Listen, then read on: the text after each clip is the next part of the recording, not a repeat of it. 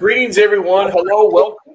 We're glad to be back with another episode of Kentucky Teachers in the Know Ed Talk. Got some very special guests with us tonight. But before we get into our guest, happy to turn it over to Allison to talk about some exciting things that we're bringing to not a formal announcement. It's been out there, but the next part of the process of that, Allison.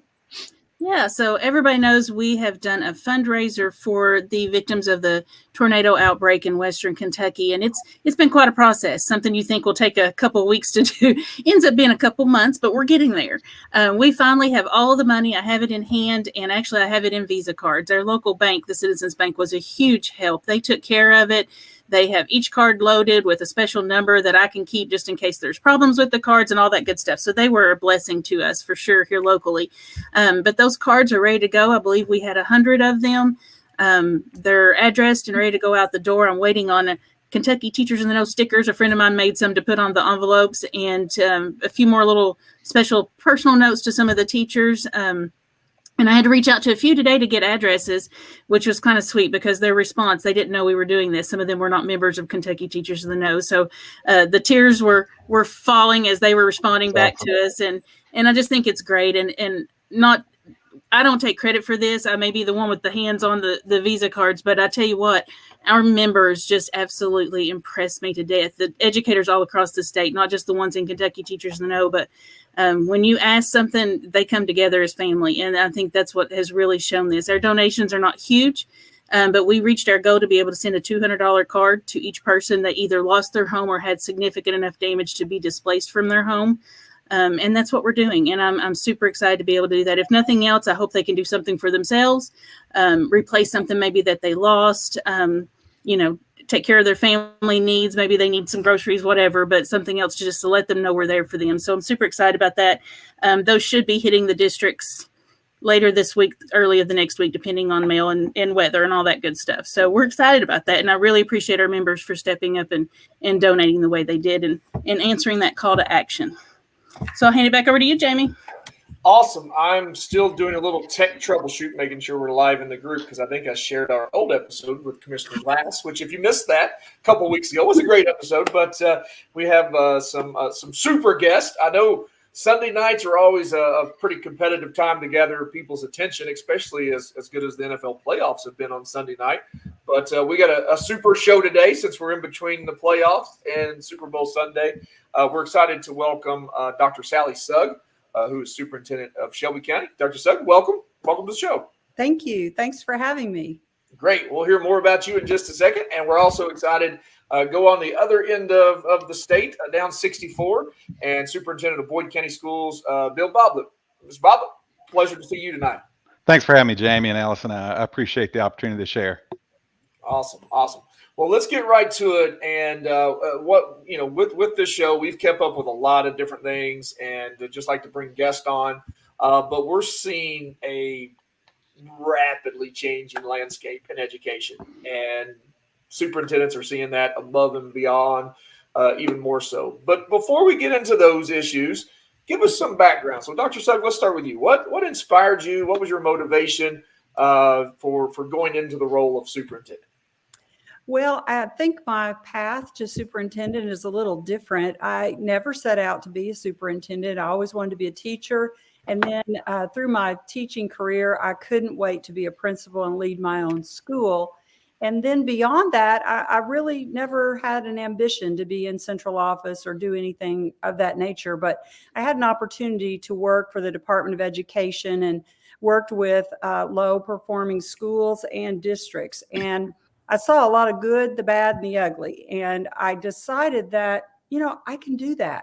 And I wanted to come to a central office, and I was assistant superintendent for academics in Shelby County years ago. And I wanted to come to the central office and bring some of those things that I learned when I was working with our lower performing schools and districts. I had a great background in that I had wonderful superintendents that I looked up to, Superintendent of the Year when I was a teacher.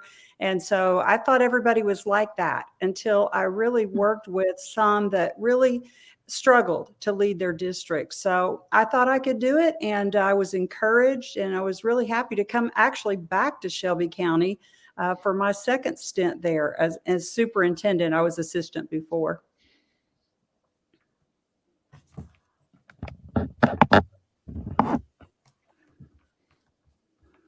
Dr. Sugg, I'm going to comment on that a little bit. I think your path of not meaning to do what you ended up doing resonates with me. You know, what all I do, I did not set out to do that. And people that have known me for much longer than most of the people in the state that know me now would tell you that even 10 years ago, if I'd had to speak in front of a group of people or on a show like this, my neck would have been red. I wouldn't have been able to talk. I would have slurred everything I said. Things happen in your life that sometimes, like you said, just make you realize that if no one else is going to do it, then I have to do it. And for my students, and then my son, of course, kind of inspired me to do that. I had an old professor I saw about a month ago. It was around the holidays, and we were just talking, and he's a professor from Morehead State University, and his wife was actually my first superintendent. And he started to leave, and he stepped back, and he said, "I have to ask you something." And I said, "What's that?" And he said, "I want to know what happened in your life." He said, "You're not the same person I had in my class 20-some, 30-some years ago, however long it's been." And he said, "But you're not the same person. Something had to happen." And I said, "Yes, my son was diagnosed with dyslexia, and I had to fight for him and every other child." And he said, "I knew there was something." He said, "Because you're a different person." And so I thought, when you said that, I thought, yes, that resonates with me. Sometimes life takes us on a path we were not expecting at all, and it ends up being a blessing. So I like hearing that. That's true. I had some people that had encouraged me, and along the way, I think all of us have probably had that as leaders, and those people maybe saw something in me that I didn't see, and maybe likewise with you. But I'm really, really happy to be where I am. We're happy you're there too.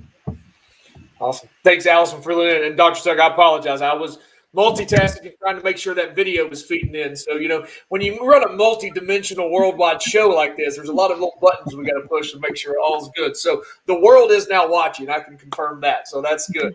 Bill, to you, what your superintendent role? Talk to us about your path and role there. Like Dr. Sugg, someone saw potential in me years ago, and his name was Mr. Rice, Mickey Rice. I had taught almost 6 years at our high school, teaching special education, and then something came open at our middle school. I applied and became the principal there, and I was principal there at our middle school for 15 years. So I enjoy kids, and just like everyone else that's in the education world, the love of kids. And then you know, something kind of opened up a little bit at our district office. It worked out for me as a safe schools director, something I was excited about and interested in. And then the superintendent's position came open. I was appointed the interim for almost a year, and then eventually applied for the regular job, a full-time job, and received that. And I'll be finishing up my 4th year coming up this July or June. So, but it's the love of kids, being around people. It's such a great job to have, you know, to have that blessing every day of being around kids. I have kids in the district. My son just graduated last year. I have a daughter that's in 6th grade at our middle school with some disabilities, and kind of like Allison was talking about, you know, trying to work with kids that have disabilities, help them in any way possible that you can to be successful. And it's always been a goal of mine as when I started my career as a special education teacher, and it continues to be a goal of mine as a superintendent. Excellent. Thanks for that. I love that. I did not know that about you and your daughter. So my next question kind of leans into that, but often there is something about what we've done, what we've accomplished. There's usually one thing that we're most proud of, either something we've done ourselves or the people that we lead have done, you know, that we've encouraged and we've been part of. Of course, as you know, mine is my work in dyslexia and getting education policies and stuff passed in Kentucky that are in the right directions. I won't say we're there yet, but we're going in the right direction. So I'll start with you, Bill. Tell us what's one thing that you're extremely proud of since becoming a superintendent.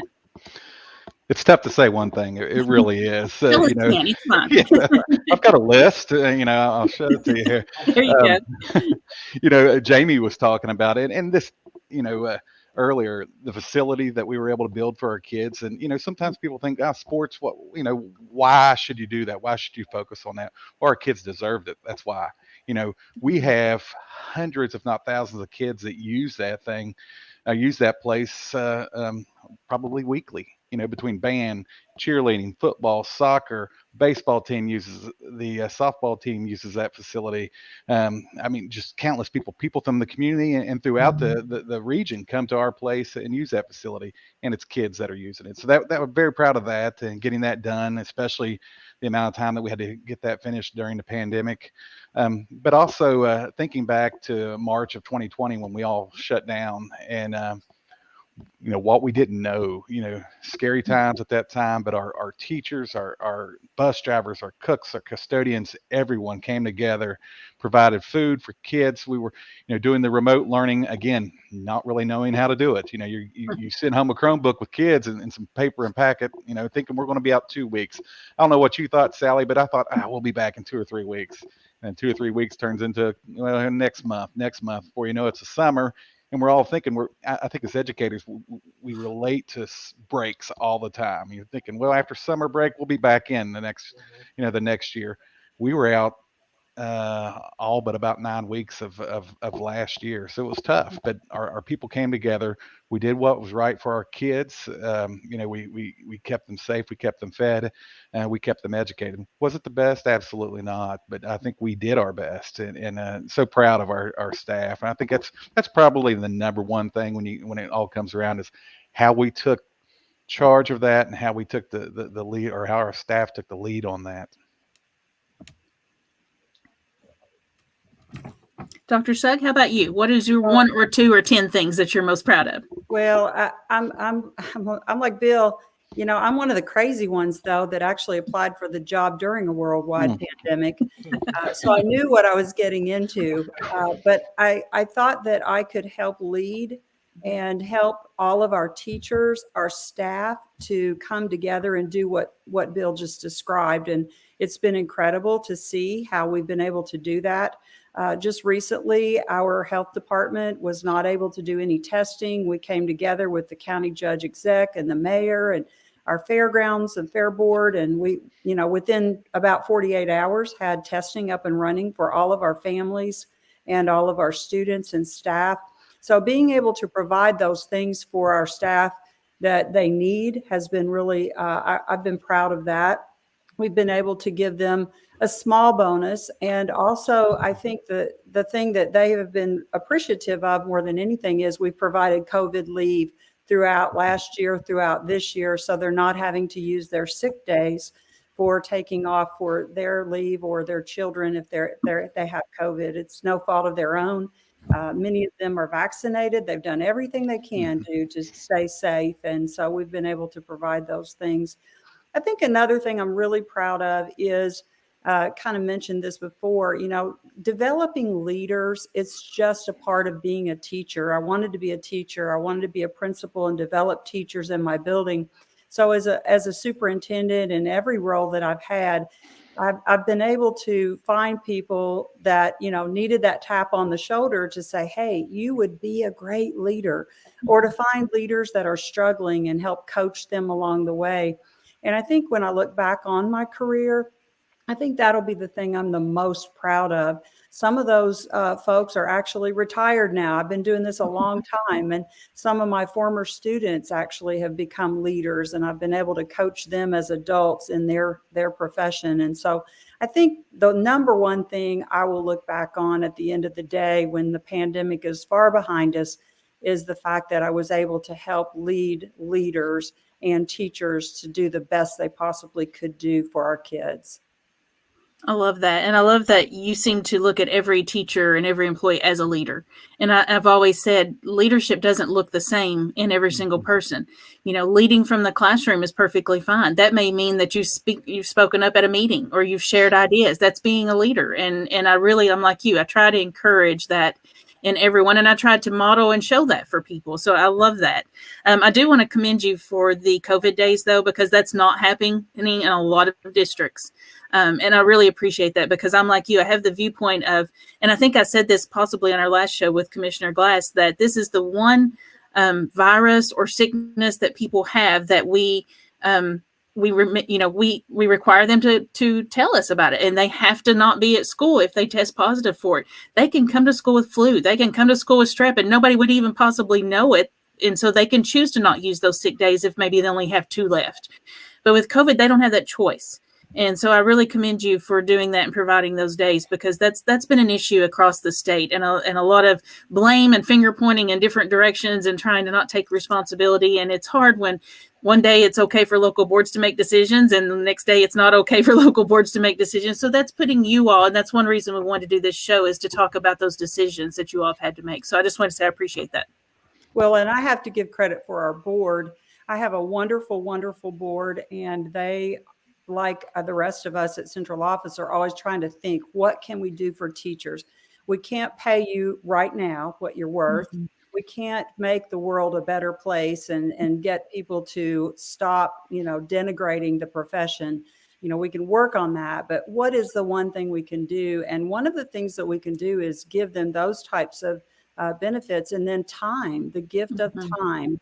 And allowing them to work from home when there's a day that it's questionable. I trust them to be professionals, allowing them to have planning time whenever we can make that happen. So we can't do some things for our staff, but those things we can do. Our board is very, very supportive, and I couldn't do those things without them and their support. Love that. Jamie, we need some kind of clapping thing when someone says something amazing that we can put on the screen. Love it. Allison, if I may say, just Sure. like Dr. Sugg said, our board's wonderful, very similar. We provide the COVID days for staff, time at home if need be. So just such a wonderful board to work with, and very supportive of our staff. And that would be one of those things on my list that I'm very proud of. Awesome. I have to tell myself real quick before we move on. I contacted our superintendent. We have a great board, and my superintendent's wonderful to work with. But a while back, I thought, I haven't really talked to him about COVID days, and I hadn't heard an issue in our district. But I thought maybe it's something I should say. I was like, hey, we should give people these days. And he called me and he said, I'm not real sure why you're asking me this. We've been doing it all along. I was like, never mind, go back to work. I was like, I appreciate that. So I'm telling on myself. I wasn't paying attention in my own district more than as much as I was in other districts. Jamie, go ahead. No, and a lot of talk about the pandemic, a lot of reference to COVID. We certainly, I think I told Commissioner Glass this. I don't know if I heard this from somewhere else. I made it up, but COVID years are like dog years.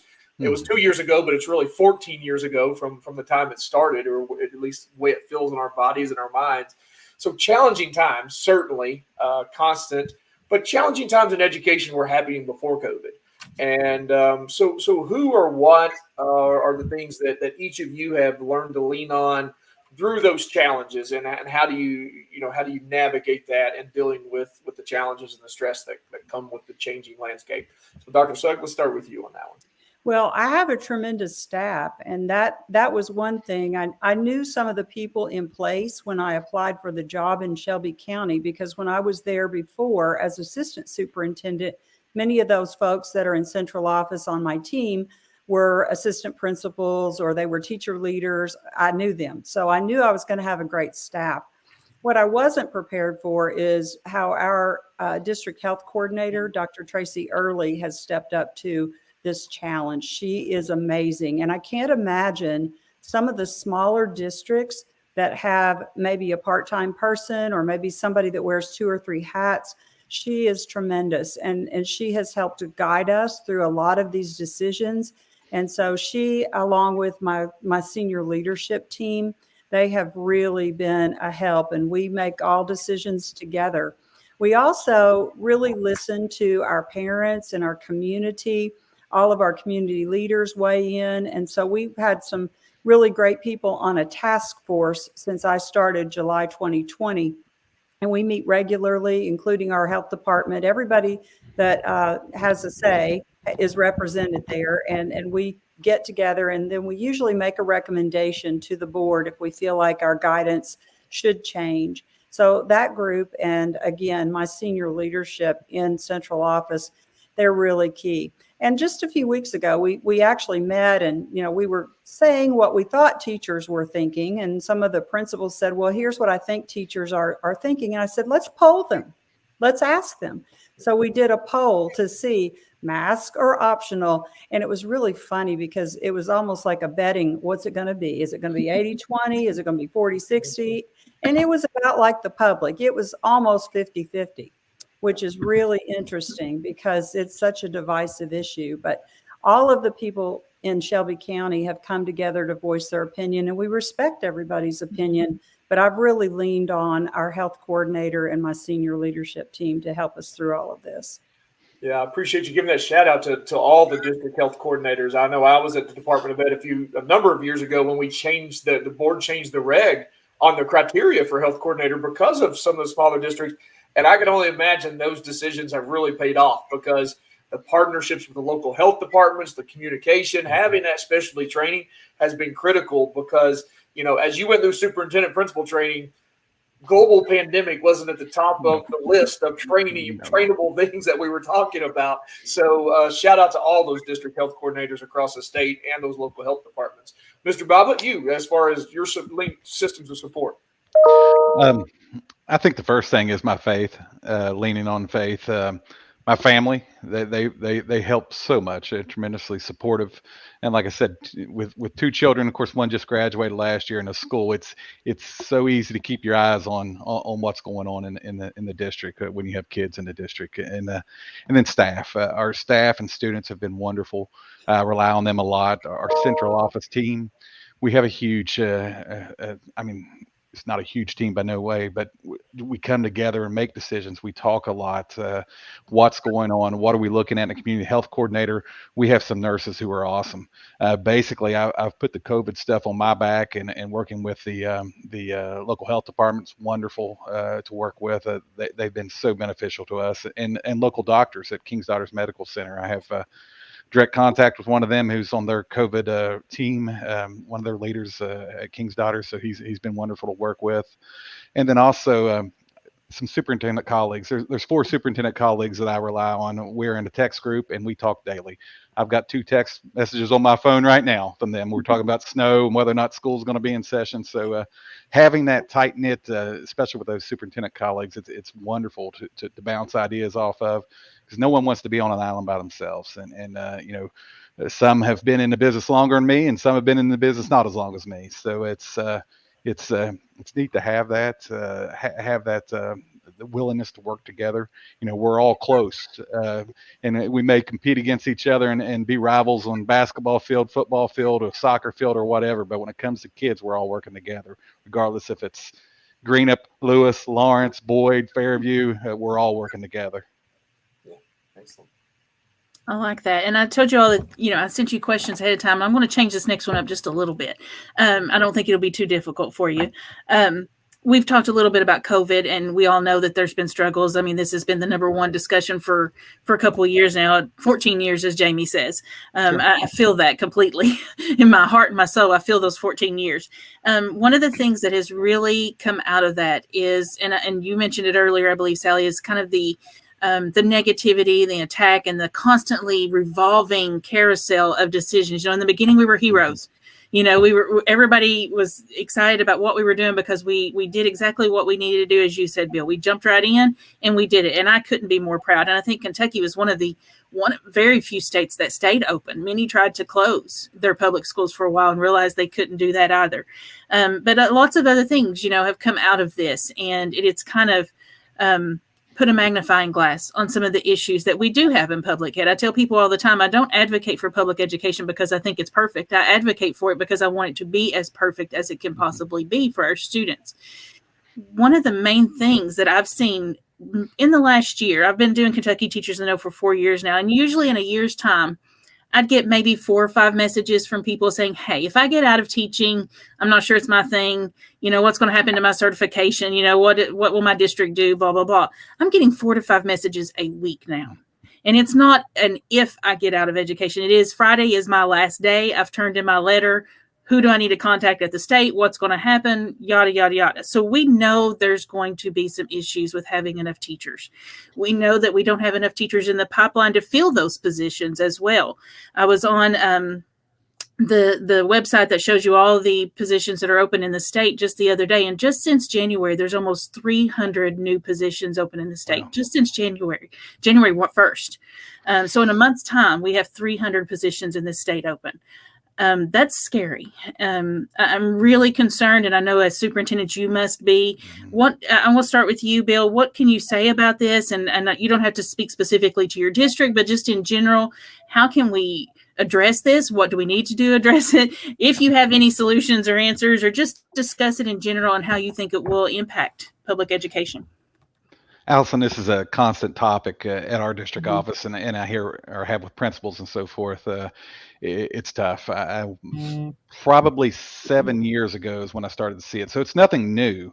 Obviously, COVID has made it come to light and made it a worse situation, a more difficult situation. My last year's principal, I remember I had 2 social studies positions open, which typically you have a lot of applicants for social studies. That year, I think we had 8. For a middle school social studies teacher, and that's not very many. And of course, it just kind of went downhill from there, especially at middle and high school level, math, science, those types of positions. It's a struggle. I think supporting your teachers. We have a wonderful new teacher program that's ran by a couple of people at our district office, keeping those teachers kind of in the know, like what you're doing here. We support them. We meet with them virtually. We go out into the classrooms, or they go out in the classrooms and work with them through model lessons, whatever it may be that they need. We help them out. We also have a nationally certified. I've lost the thought there. To be a national board certified teacher, we have that program that our district has. We are supporting that through scholarships to allow teachers to do that. So allow them an opportunity to grow in the profession, and also it helps with a pay raise too. And let's be honest, that helps a lot. But the struggle to get kids into education, I think, is tough. I was just reading on CNN earlier today. There's a college of education, I can't remember where it was, that was shut down their college of education program. Wow. I mean, I think that's Oklahoma. I'm not positive, but I want to say Oklahoma. See that article? My goodness, you don't hear that very often. You hear of them not having as many teachers going through, or college students going through, but to shut down a program for teachers is tough, and it is difficult. I think support, pay is obviously one thing, but I think you have to attract them with the pay and then keep them with the support, so to speak. We can't just give them the keys to the classroom and tell them to go on. And I don't think many of us have been doing that for a long time. That's a little bit, I think, ancient, so to speak. But I think that constant support and support on growth. Not this is what you did wrong. It's hey, let's look at this. How can you do this better? And wow, you're doing a great job. Can I take some of those ideas, either be it from the district office and allowing that process to be smooth and run seamlessly, or through other teachers in the classroom that are in that same school working with them. We've taken away the official the mentor program that we used to have. We all have one within our district, I'm sure, and that's one thing, but oftentimes I've seen that doesn't work as well unless you have designated people that are working with those first, second, or third year teachers. We also branch out a little bit more. It's not only our first, second, and third year teachers, but it's anyone new to the district. We might have some teachers that come from other districts that are new to Boyd County. They don't know how you fill out a PO or where it goes to. Some of those small things that are very frustrating to people. So we help them along the way and help support them. I like that. And before you respond, Sally, I'm going to kind of add as well, and it might help lead your thinking. I've said many times, and I've said this in state board meetings when we've talked about, the teacher retention and recruitment problems, that there is no other profession in the world that I'm aware of that the future people of that profession are sitting in the classrooms watching the person or the career, the profession that they may want to be someday for essentially 12 years of their lives. They're in our rooms and they're watching what we do every day. You don't sit in a doctor's office every single day. You don't sit in an electrician's office every single day for that many years watching what's happening. And we're seeing people not want to go into the profession, and the students, because I'm at the high school level now, they will tell you, I couldn't do what you're doing. I don't want to have to put up with what you put up with or what you're asked to do or the hours. You're still here at 9:00 at night, Miss Sloan. Why are you here? That kind of stuff. So I think that also is hurting. And I don't know how you fix that other than fix the things that need to be fixed within the system itself. And also told many times people make the comment that, teachers are too negative right now, and that's not helping. While I don't disagree with that, I'm all about celebrating and showing the positives of what's happening in our schools. And I think we do need to do a better job of that, of promoting ourselves.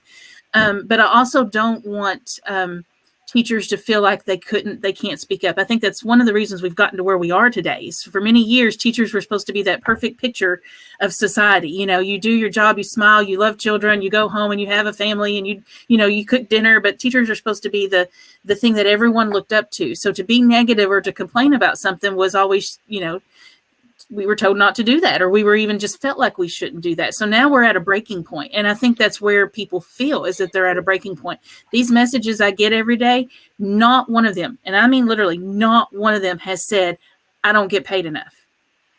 That has not been one thing. Now that is a problem, and it's about time we get a raise, and that will attract some people. That's not why they're not staying though.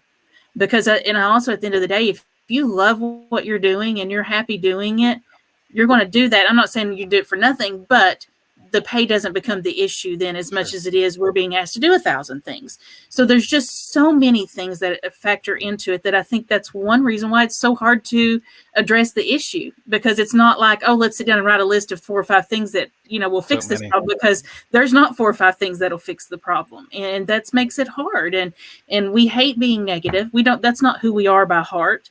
But we also teachers are tired of being told, oh, be, poly-go-lucky out in the public and make everybody think it's wonderful. And they're at the point, and when I even try to say, hey, let's post some nice things and let's say some good things that are going on, they come at me with claws, and I can understand that. So Sally, respond to that and what you're seeing and what you think about the situation as well. Well, I know I'm speaking to the choir here. We all are, but the general negativity in the public is, I think, one of the main things that is really just breaking the backs of teachers. Yes. Starting with our legislators. Many of them are very negative about what happens in schools. And I'm with you. It's not perfect. It never will be perfect. Right. We're all human beings. But the things that I'm seeing, and I'm going to use an analogy here. I flip the light switch and the lights come on. Okay. I know about how to turn the electricity off and on. I can even trip a breaker if I need to, or whatever you call that. But right. I cannot sit on the board of GE and tell those people how to run their company. What I can look at if I'm on the board is the bottom line. I can look at high level decisions. And what we have now is the general public and all of our legislators getting in the weeds when we are professionals. Our teachers are professionals. I have 120 hours above a master's degree, and I have people constantly telling me how we should be running Shelby County Public Schools. I listen. We take their input, but at the end of the day, there are so many things that our public and our legislators do not understand about unimplied consequences for actions that they take. Here's the other thing. You mentioned a little while ago, Bill, about we were heroes, or maybe that was you, Allison. We were heroes when we were bringing food to them. We were helping them do everything that needed to be done. We were healthcare and education, really the only 2 professions that were up and running in February of 2020. We got it done, and people have forgotten that. And we have many, many businesses in our local community that have never gone back to in-person work, yet they are demanding that we have in-person teaching and learning. And we're there. We've been doing it. I think we were in every single day but 2 last year, other than when we were shut down by the governor. So we did it safely, and we did that. But if someone went to school, that doesn't necessarily mean they know how to run a school. I have all those hours, and I couldn't teach reading like an elementary teacher, because that's a highly specialized topic that you learn to be an elementary teacher. And they're constantly, honing their craft on that. So because people have been through school, where I've never worked at GE, so that analogy always comes back to me. People have been to school and they think it's like it was when they were in school, and it's I've certainly said not. that. Mm-hmm. The society that the kids come from is totally different, and the science and art of teaching, we know so much more than we did when I started teaching. So I do think, though, that there's some validity to what you said about the negativity within our profession. It's okay to kind of grumble amongst ourselves, but when we start talking out in public about how difficult the job is, there are people that are working 2 or 3 jobs just to put food Yes. on the table. And when they Mm-hmm. hear that, they really don't feel sorry for us, because Mhm. many of them do make less than we make. So Absolutely. I think we've got to focus on what's good. And when you talked about celebrating, that's my constant message to my teaching staff is we all got in this to make a difference.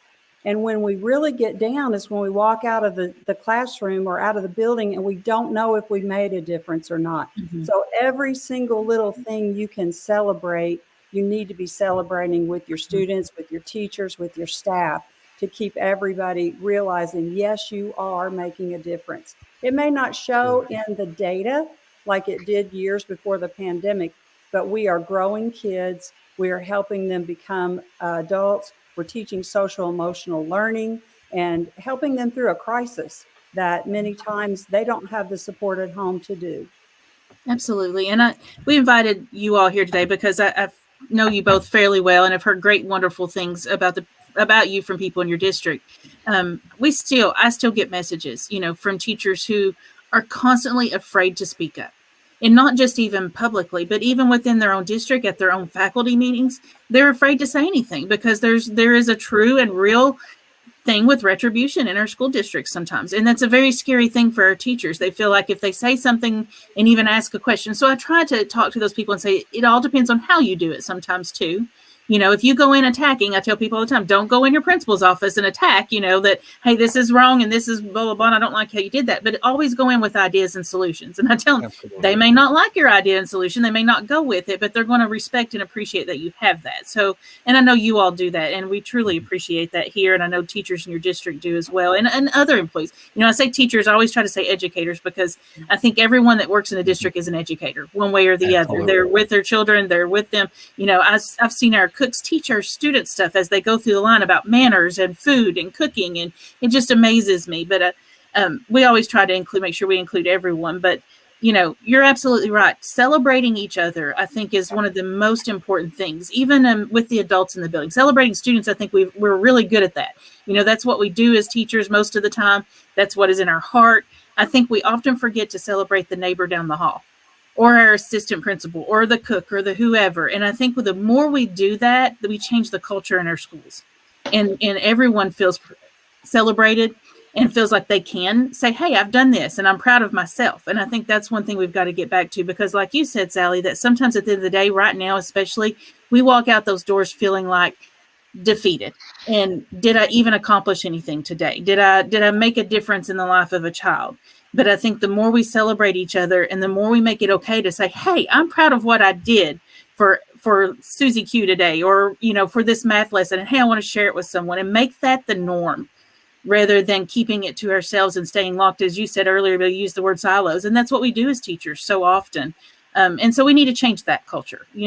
I saw something about the Chamber of Commerce's principal, something that they do every year, back a week or so ago. And I sent a link to my principal immediately. I was like, oh, you should really sign up for this. And she said, I've been in it for a year. And I was like, oh, but I didn't know, because again, it goes back to, we don't always celebrate and share what we're doing. So kudos to you guys for doing that. And we really appreciate it.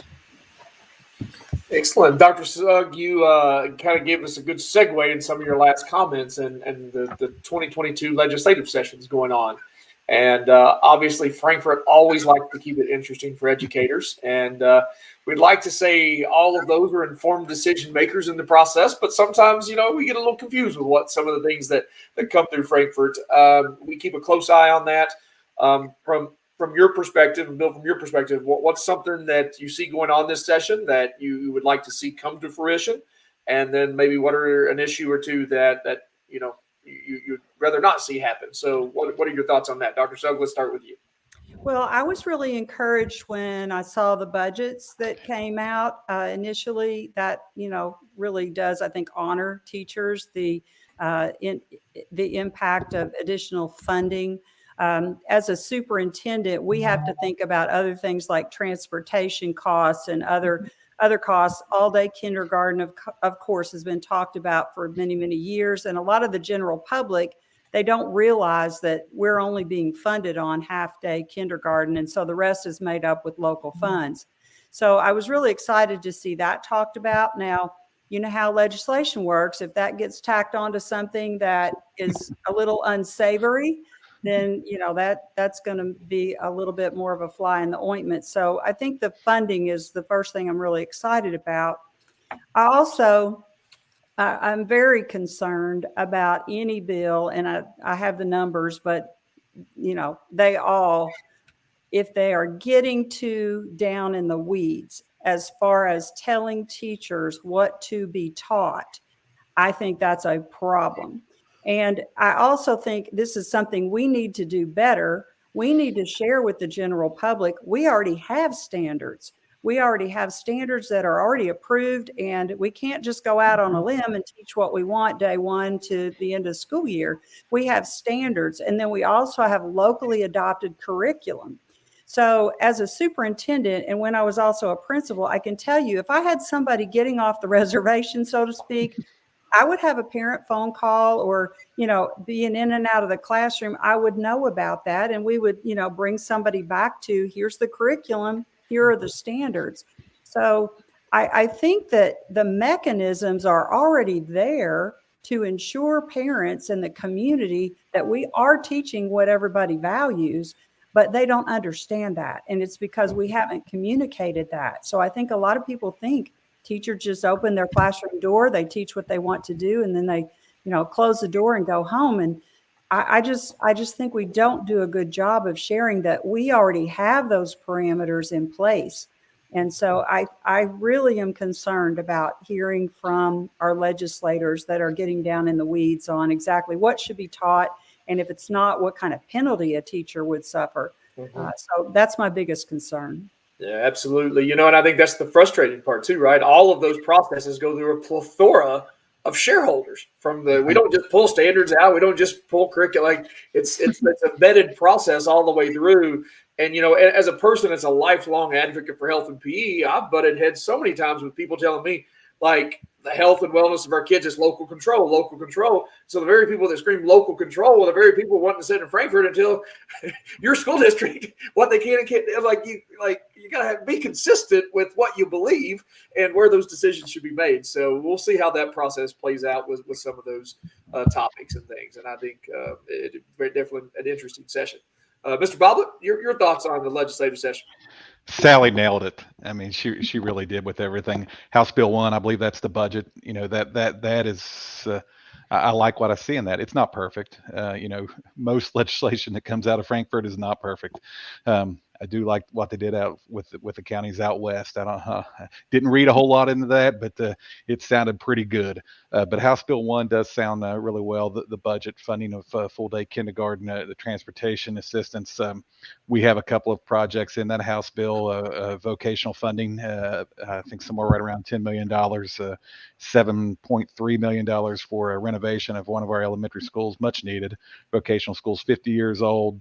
We've had multiple renovations on the one elementary school, but it's in need of some help. So that sounds really good to me. As far as education, I'm concerned about the weeds, just like that Dr. Sugg said. It's concerning, And Jamie, you brought it up, local control. Well, I won't go into a lot of it, but it's amazing how local control sometimes depends on what a politician might think works for him or her. But for the most part, they work pretty well with us. But it's concerning. It really is. And as she said, we have standards. We have teachers that teach the things that are supposed to be taught throughout the curriculum.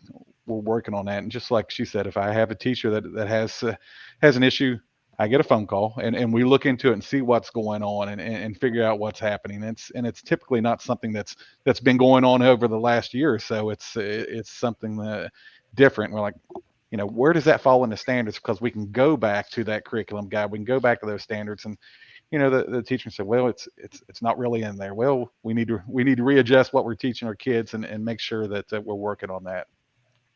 Yeah, I really get a kick out of people saying that teachers across the nation are indoctrinating kids. And there may be some of that somewhere, but I can guarantee you, if we could indoctrinate kids, it would be to come with their homework done with a pencil and ready to learn. And so teachers are just knocking it out of the park every day, trying to teach what we know is in the standards and the curriculum that we have locally. So to be able to go off, as I said, off the reservation and teach other things, there's not time in the day, first of all. And so I think most teachers, if you ask them, when are you teaching CRT or whatever the topic is, many of them don't even know what that stands for. They are looking at standards and they're breaking them down so that kids can understand big concepts and being able to apply them to their everyday life. So I really, really hope that we can have teachers trusted as professionals to do what the state board and everyone else, across the state of Kentucky has had an opportunity to vet. And so let's let them do it. Dr. Sugg, I saw that all the time, and when I was principal, if I had to adjust a schedule or something, I would have people knocking on my door saying, how am I going to be able to cover this whenever we have to do this? If you're pulling kids out for a pep rally or something like that, teachers are so protective of their time, and I appreciate that, because they have they have their scope and sequence, and they have things that they're working on the standards, and it needs to be taught at a certain time, and it's 6 months or 4 months before testing, and they're worried about where we're going to go there. So it's like you said, that's not a concern of mine, of teachers in our district, but it's something that seems to be a concern of everyone else's. And I think a lot of that's coming from outside of the state of Kentucky. I'll be real honest. I think that's being pushed, and it's a political agenda, and really politics really doesn't have any place in education, in my opinion. There's definitely an agenda, and oftentimes when you look at a bill in isolation, I even have teachers, I've shared some recently, and even some teachers will say, hey, that bill doesn't really read anything that goes against what I would do normally anyway. And I'm like, it doesn't. But you have to know the bigger picture of where that bill is heading. And that's what we have to look at, is what is really being pushed here with this kind of bill. And you also mentioned, Sally, about getting people and parents to understand about standards and curriculum, and that we don't do a very good job of that. I had an online conversation with a former board member. I won't mention his name, but he would be okay if I did. But he was pushing an article about, that parents are asking for our curriculum and we're refusing to give it to them. And I hadn't said anything for quite some time with this person. And I finally just said, I'm going to comment. And I said, the parent in the article is asking for standards. They're asking what we teach. I said, they're not asking how, when, and where, and what method we're using to teach it. They're asking what. And I said, and in Kentucky, we're lucky enough that our standards are already made public. I said, so that solution is already solved for Kentucky. Well, then, of course, the conversation kept going. And the person finally said to me, well, okay, if you're fine with sharing your curriculum, then share it. I thought, well, maybe that's what we need to do sometimes. And that's kind of been the way I've addressed other issues, that sometimes when there is an agenda, if you get ahead of the agenda and kind of burst their bubble, then they don't really have any place to go with it then. So I did make a post just yesterday morning, or I think it was yesterday morning or this morning. And I gave a sample post that people could put on their personal page that talked about how Kentucky standards, with a link straight to our standards, and, share this. This is what we need to be sharing. Here are our standards. Here's what we're supposed to teach. Now, if you want to know how I'm teaching it, come to site-based meetings, get involved with your school, come to parent-teacher conferences, check out my Google Classroom, because everything's there, but I can't also tell you every little move I'm going to make, because it changes daily. It changes by class period. I may have a student in third period that asks a question that, leads us into another direction, and it's a very teachable moment. And I'm not going to give those moments up because, someone else says, oh, I have to tell you, you need to tell us your plans 30 days in advance. And I think in one state, the bill states a year in advance, and I can't even imagine. So I'm trying to encourage people to share that stuff. I even, like I said, gave a sample post that they could just copy and then change it to meet their own needs. But maybe that's something we need to look at in districts, sending out parent letters or something that says, here it is, here's the link, here's what you have, here's a night where we're going to talk about our curriculum. Come in and you can see sample books for yourself or something, and just get ahead of this and say, we're not hiding anything. And sometimes when a teacher responds and says, I can't get that for you, they mean I can't get you a year's worth of what I'm doing in a 5-day span that you're expecting a response. It doesn't mean they're refusing to work with a parent, but sometimes that's how it's taken too. So I get that. Right. I had several letters, and it was, I don't think by coincidence, they all came about the same time last spring asking some questions. And, one of the things was we need to just get back to teaching reading and math. And so I crafted a response to all of them, and I linked in there our reading plan and our math plan. Our literacy plan is on our website. Our math plan is on the website. I linked to our standards. And it was like, oh, well, we didn't realize that. Well, it's all there. So yes, I think we need to do a better job of pointing that out and making sure people know we're not hiding anything. It's all right there. And again, has been vetted across the state. There's just a huge push right now. And I blame social media. As much as I try to use it for positive things, I also blame it because people are really quick to just read or hear something from one person. And then, oh, you mean schools are hiding stuff from us? Oh, goodness, that's a horrible thing. So then they go off on a tangent about people hiding stuff. And then that just blows out of proportion when they don't really have anything to sink their teeth into that. I've been teaching for 23 years, and I have not once ever had a parent ask me how I'm going to teach X, Y, or Z. Not once. But yet, according to the media right now and to, certain legislators and people in certain organizations and stuff, you would think that teachers have been telling parents no for a century now, that we're not going to give them anything and that the doors are locked and they're not invited in. And we're going to teach whatever we want to teach and teach them things you don't want us to. When it's, again, that is a conversation and an agenda that for whatever reason it's for is not accurate. And that's what we're combating. And it's really hard. It is. Yeah, it makes for an interesting crossroads, I think, because for so long we've begged for parental input, right? We want parental engagement, we want family engagement, but then at the same time, it's like that informed process. So, Allison, I think our next show is taking shape right before our eyes. We have a couple of questions related to that. I think we're already running a little long tonight, so I think we can form some standard curriculum development and bring some folks in to have that conversation, just so that everyone's on the same page and what it looks like in moving forward. So I think that's naturally taken part from this conversation. So, Allison, I think we have one more question for our guests, so they get to swing big here. Yep. Just one last thing to end the show on tonight, but each of you, and I'll start with you, Bill, tell us if you had a dream for Kentucky's public education system, any dream that you could possibly think of, big as you can think, what would your dream be? Wow. Put you on the spot there. I think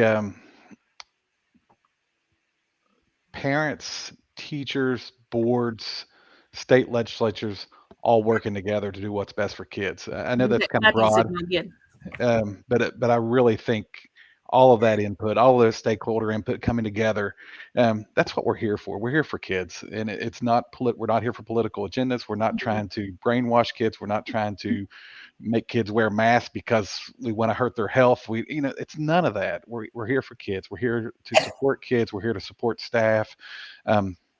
If we can just do that again. I think there was a time before the pandemic that we were doing that. There was a time a little bit before the pandemic we were struggling.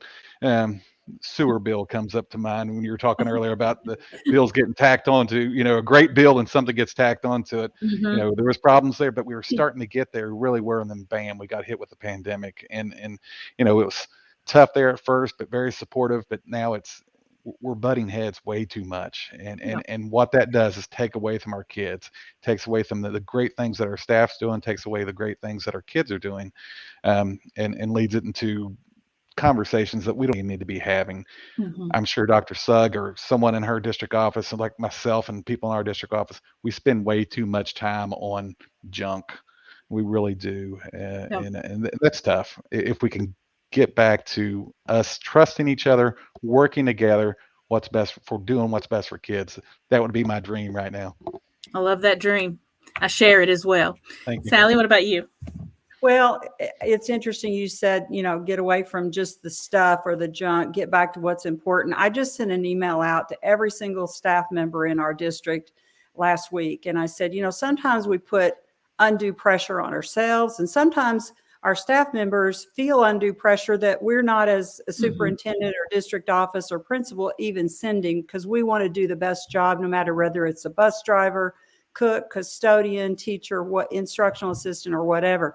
So there were three things. It was, one, love your kids and teach them social emotional learning precepts that we have curriculum for, because this is a crisis right now, but they may encounter a crisis deeper and harder in their life, and they've got to be able to cope. So love your kids and teach them how to cope. And number two was just make sure that you're growing them. Don't worry about, where they're going to end up or where they started. If they're growing, that's exactly what we need to see happening. You need to have them growing. So, loving your kids, teaching them those social emotional learning concepts, and just making sure that academically we're teaching them everything we can. And then everything else will work itself out. Place. Right. But that doesn't address my dream. My dream is that someday in the United States of America, we will look at education and at educators like other countries do.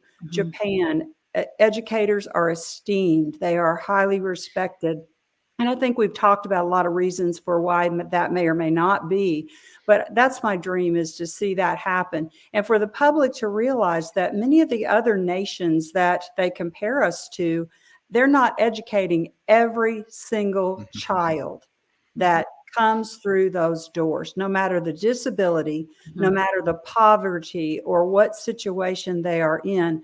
Our educators and our staff members love them and teach them and take them as far as they can. So I would love to see, and my dream would be, that every person that works in education would be held in that high esteem for what they do. Totally agree with that and love that very much. Well, we appreciate you all being here tonight. This is the first time we've had just superintendents on our show. We've had some on different shows for various reasons, but we really appreciate you being here. I think often as teachers, we do sometimes look at those people in leadership roles and we kind of set you apart. And sometimes we get in our mind that you don't quite understand what we're going through. And that's why we wanted to do this show, is to let people know that you are there and that you do understand, and to let other superintendents see what other superintendents are doing in other districts and hear what you have to say. And I think, again, so we're not in our silos, so that we start sharing more information and learning from each other, because I'm definitely a lifelong learner. And I think most of us are in education, which is why we're educators. And that's why we wanted to have this show. So we welcome any feedback and anything that we could ever do to help you all. Please reach out to us at any time. We really appreciate you and what you do. Thank you for what you do. Thank you. You. Jamie, you got anything to say? Nothing but other than a super show. Thanks everybody for joining us, and we wish everybody a great night. And we'll see you again on the next Kentucky Teacher to Know Ed Talk. Have a good night. Thank you.